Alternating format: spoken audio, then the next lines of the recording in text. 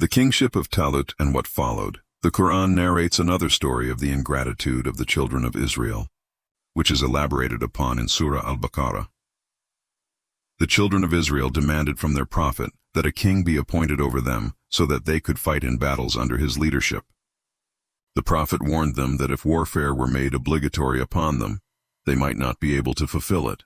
However, the Jews replied confidently, "Why would we not fight?" Acting on divine command, the prophet appointed Talut, Saul, as their king. Yet the people soon regretted their demand because Talut was neither from among the prominent families nor from a wealthy background, and they doubted his suitability for kingship.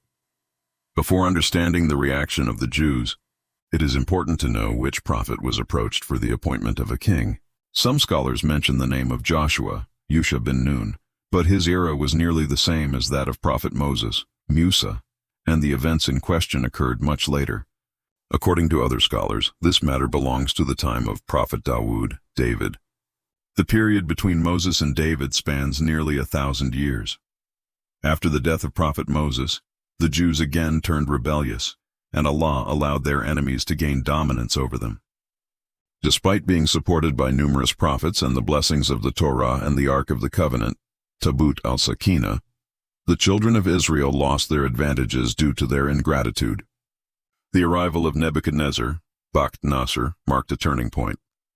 Within the Levite families from which prophets were born, only one woman remained pregnant. Her child, when born, was granted prophethood, and this was Prophet Samuel, Shamun, who was approached for the appointment of a king. When Talut was appointed as king, warfare was also made obligatory. The Jews were deeply troubled by this. When asked to join Talut in battle, most refused. Only a few were willing to fight. Talut himself was a man of modest means, neither from a royal lineage nor a wealthy family, and most significantly, he was not even from among the children of Israel in a prominent sense. Despite these reasons, the prophet explained that this was not his personal decision, but the command of the Lord, who endowed Talut with knowledge, strength, and mastery of military strategy. According to the Quran, the prophet informed the people of the signs that would confirm Talut's kingship. The lost Ark of the Covenant, which contained relics blessed by Prophet Moses and Prophet Aaron, would be returned to them. Various traditions describe the Ark differently. Some say it was a golden chest where the hearts of prophets were purified, while others have different descriptions. Regardless, it was a sacred object. When the disbelievers gained temporary dominance over the Jews, they tried to seize the Ark and place it beneath their idols. But repeatedly, the Ark would return above the idol, demonstrating divine power. According to Ibn Abbas, when Talut became king, angels brought the Ark from the heavens and presented it to him. Although other narrations exist, Ibn Abbas's account is considered significant. The return of the Ark convinced the Jews that Samuel was indeed a prophet and that Talut was truly a king. Samuel himself used the Ark's return as evidence of his prophethood and Talut's kingship. Once the people accepted this divine decree, they joined Talut in battle, numbering 80,000. On their way, there was a river between Jordan and Palestine called Al-Sharia. Talut warned them not to drink its water, yet most disobeyed, leaving only about 4,000 capable of continuing the fight. When they reached the enemy camp, many lost hope and refused to fight. However, Allah, by His mercy, granted victory to Talut's small but steadfast army against the mighty army of Jalut, Goliath. The Quran recounts that they prayed to Allah, "O our Lord, grant us patience, steadfastness, and victory over the disbelieving people." By Allah's command, they defeated the forces of Jalut. Jalut himself was slain by Dawood, who was subsequently granted kingship, wisdom, and knowledge by Allah. Allah's justice ensures that if He did not repel some by the hands of others, corruption would spread on earth. Yet His mercy and favor extend abundantly to humanity. Al-Baqarah 250-251. Although Talut was king and Samuel was the prophet, Dawood played a pivotal role in this saga.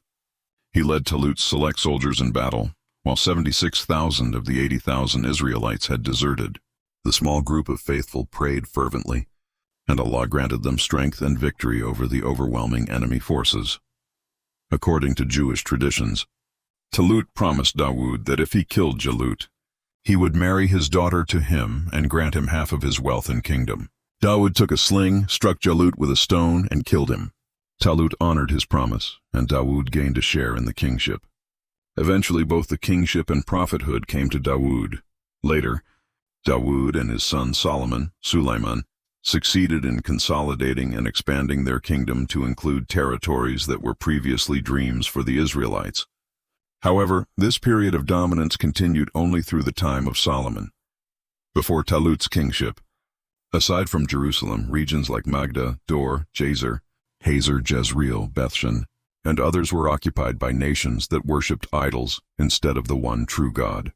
Moab, Philistia, Ammon, and Edom had also grown powerful and had seized several territories previously under Israelite control, leaving the Israelites in a state of weakness. After Solomon, particularly under his successors, internal divisions led to the creation of two separate kingdoms: Judah, with Jerusalem as its capital, controlling southern Palestine and Edom, and Israel, with Samaria as its capital, encompassing eastern Jordan and northern Palestine. Israel, in particular, became rife with corruption and evil practices. The Assyrians targeted these kingdoms in the 9th century BCE. By 720 BCE, Israel was destroyed and Judah faced devastation, paying tribute to the conquerors. Nebuchadnezzar, the co-ruler of Babylon, later attacked Judah in 587 BCE, destroying the kingdom and Solomon's temple, massacring the people, and taking many as captives. Half a century later, Cyrus the Great freed them in 539 BCE when he conquered Babylon. Subsequently, Prophet Ezra, Aziz, undertook the task of reforming the people, re-establishing the Torah after Nebuchadnezzar had damaged it. Ezra guided the Jews away from idol worship, reviving their faith. Earlier, prophets like Zechariah, John, Yahya, and others had helped rebuild the temple. This occurred around 522 BCE, when the grandson of Judah's last king was appointed governor by Darius I. The story of trials faced by the Jews is extensive. Throughout history, they suffered repeatedly, primarily due to their own actions. Numerous events related to these trials are mentioned at different points in history.